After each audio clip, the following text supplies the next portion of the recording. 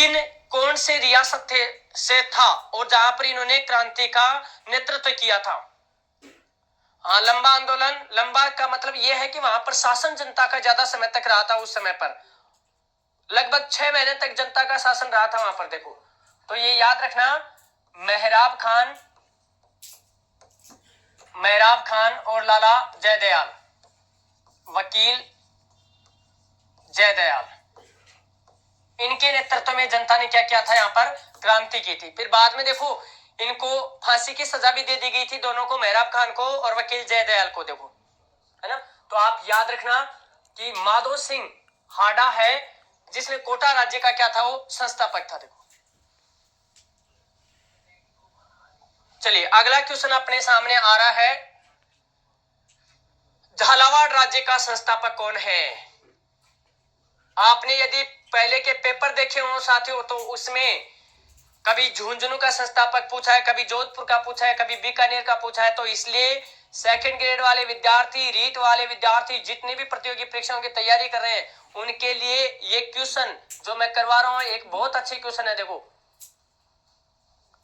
हाँ, इसका क्या आएगा, झालावाड़ राज्य का संस्थापक कौन है बताइए। देव सिंह हाडा, राम सिंह हाडा, माधो सिंह हाडा या मदन सिंह हाडा। अब देखो यहाँ पे क्वेश्चन यदि करना होता है हमें तो पिछले 2 क्वेश्चनों को देखकर आप 2 ऑप्शन तो वैसे उड़ा दोगे कि भाई ये तो हो नहीं सकते हैं, क्योंकि देव सिंह हाडा तो किसका है भाई, देव सिंह हाडा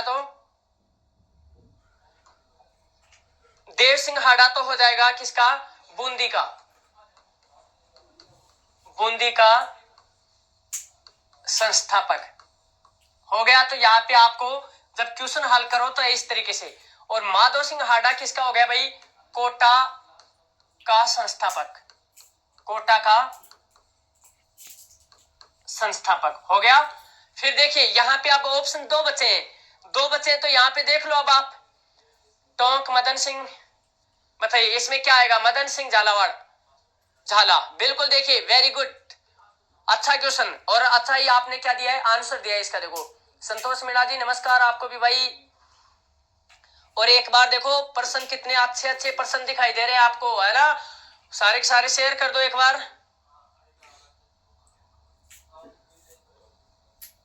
नहीं निकिता शर्मा जी, ऐसी कोई बात नहीं है कि किसी भी वैकेंसी की तैयारी, अपना मूल उद्देश्य, मूल जो टारगेट आपने जो चयन किया है उसी पे रहिए। देखिए छगनलाल जी बिल्कुल नमस्कार आपको भी। आपने जो अपना टारगेट सेट कर रखा है उसी टारगेट की तरफ चलिए। देखो है ना, ये मंजिल यदि आपने लक्ष्य तय किया है तो बिल्कुल देखो, जिस दिन आपने जो भी लक्ष्य तय किया है और ये आपका लक्ष्य है और यहां से आपको चलना था, देखो तो यहां से यदि आपने ठान लिया है कि इस लक्ष्य को प्राप्त करना है तो इस लक्ष्य के बीच में देखिए स्वाभाविक सी बात, और एक योद्धा जब युद्ध जीतने के लिए जाता है तो उसे पता रहता है कि युद्ध के भीतर न जाने कितनी समस्याएं आएंगी। यहाँ पे देखो सामाजिक समस्या भी है, यहाँ पे सामाजिक समस्या भी है, यहाँ पर आर्थिक समस्या भी है, यहाँ पर आर्थिक समस्या भी है, यहाँ पर शारीरिक समस्या भी आती है, यहाँ पर शारीरिक समस्या भी आती है,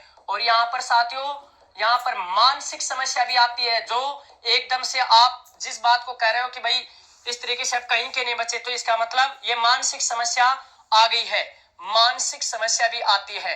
अब देखिए मानसिक समस्या भी आती है, इससे बेटर कोई भी अपना, ये आपका लक्ष्य है और साथियों आप यहां से चलना स्टार्ट करते हो, यहां से चलना स्टार्ट, तो स्वाभाविक सी बात है इसमें सारे के सारी समस्याएं आएंगी। सामाजिक समस्या भी है, आर्थिक समस्या भी आएगी, शारीरिक समस्या भी आएगी, मानसिक समस्या भी आएगी, और भी बहुत सारी समस्याएं आएंगी। लेकिन कहते हैं ना कि कई व्यक्ति तो क्या होते हैं कि समस्या में फंसकर ही क्या करते हैं, बिखर जाते हैं, और कुछ क्या होते हैं समस्याओं में ही उनका समाधान निकाल के और निखर जाते हैं। तो आपको निखरने का मौका मिला है, बिखरने का मौका नहीं मिला है। अटूट विश्वास के साथ अपनी तैयारी जारी रखें, कोई बात नहीं, इस मंजिल तक पहुंचना है तो नाना प्रकार की समस्याएं आएंगी, जरूर आएंगी, और हमें पता है कि उन समस्याओं को फेस करने वाला व्यक्ति ही कहीं ना कहीं यहां तक पहुंच पाएगा। क्योंकि ये तो है ना कि भीड़ में चले थे उस लक्ष्य पे तो कोई 2-4 ही पहुंच पाते हैं, तो हमें तो उन